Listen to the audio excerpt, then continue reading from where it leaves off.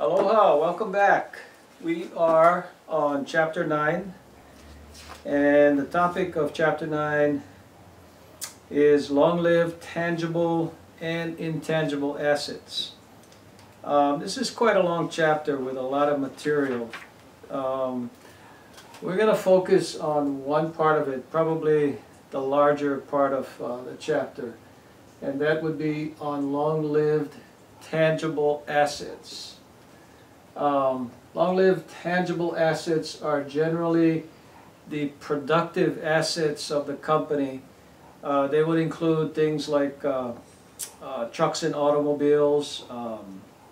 If you're in the delivery business, you probably have at least one or maybe a fleet of delivery vans. If you are a contractor or a builder, you're going to have assets that are equipment or machinery.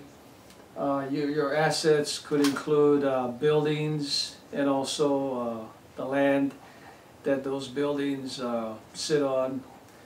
And could be a number of different types of assets. Probably the most common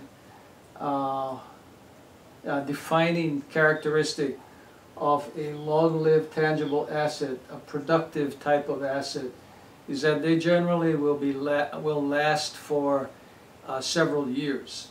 Okay. The main areas that we cover in the chapter relative to long-lived tangible assets are acquisition of these assets, use of these assets, and use would include maintenance and repairs, and also depreciation. Depreciation is an accounting term, and it's generally a term that many people have an idea that is usually a little bit different from what the actual textbook definition of depreciation is. Well, we'll talk a little bit about that. And then finally, we'll look at disposal of these assets. So going back to acquisition, and this is a textbook definition, and the reason I have it written up here is because I think it's a good definition. Acquisition of an asset. What do we include in the cost of a long-lived tangible asset when we record it on the books? And the acquisition cost includes all reasonable and necessary costs to acquire and prepare an asset for use. So an example, let's say we're going to buy a piece of machinery. Let's say we're going to bring it in from the mainland, and so we're probably going to have freight costs or shipping costs, and along with the freight costs we'll probably have to insure it. We may have some storage fees at the dock, the dock where it's leaving from, maybe at the docks here when it arrives. We may have to pay a trucker to transport it from the docks here to our place of business if we can't do it ourselves. Once at our place of business, we may need a platform or some special mountings, or we may have some costs involved with getting a place ready and available for this piece of equipment. And then once it's installed, we may have some costs of testing it and adjusting and testing the equipment and getting it to a point where it is considered usable. And so all of those costs from point of destination, from point of origin to point of destination, which would be our place of business. And then once there, the installation costs, the cost to get it adjusted and tested, etc., etc. and it could also include some labor costs to do those activities. All of those costs would be grouped and would be included in the cost of that asset.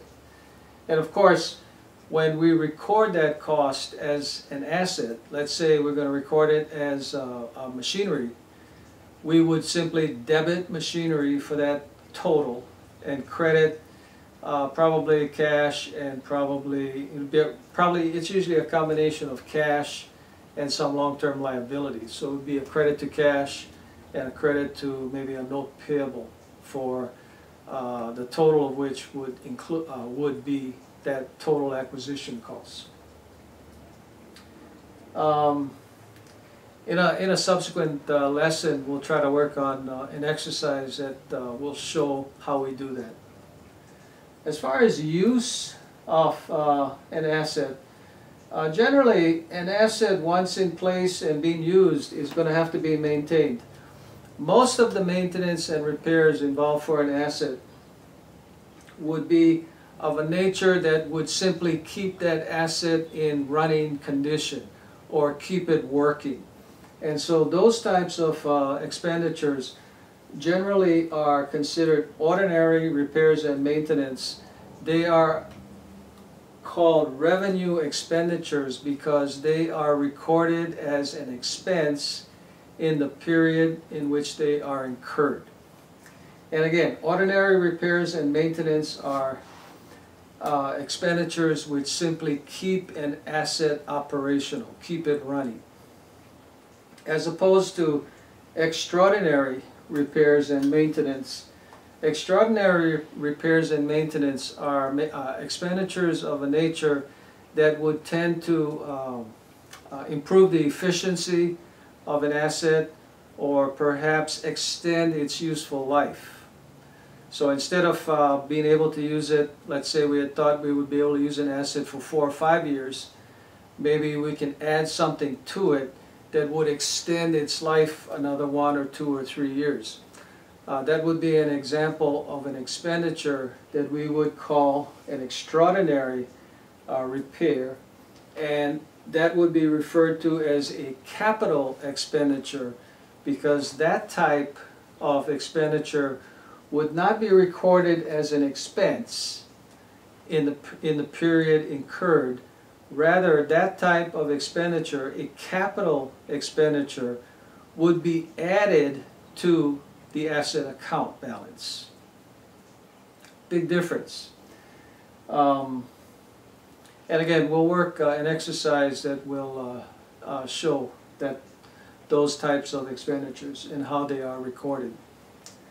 Depreciation is a big topic in this chapter, and depreciation, really, the textbook definition is the allocation of acquisition costs to future periods. So if we spend, let's say, $50,000 for an asset now, and we expect that asset to benefit us over the next 5 years, and this is a simplified example. Let's say we buy an asset for $50,000 and we're going to use it for 5 years. And so the period of benefit is a 5-year period. And when we talk about benefit in terms of what an asset will provide us, what we're really referring to is a revenue stream that that asset will provide us with. So what we do with depreciation is, instead of recording this cost of this asset, $50,000, as a cost this year, in the year that we buy it, we allocate that cost over the expected period of benefit.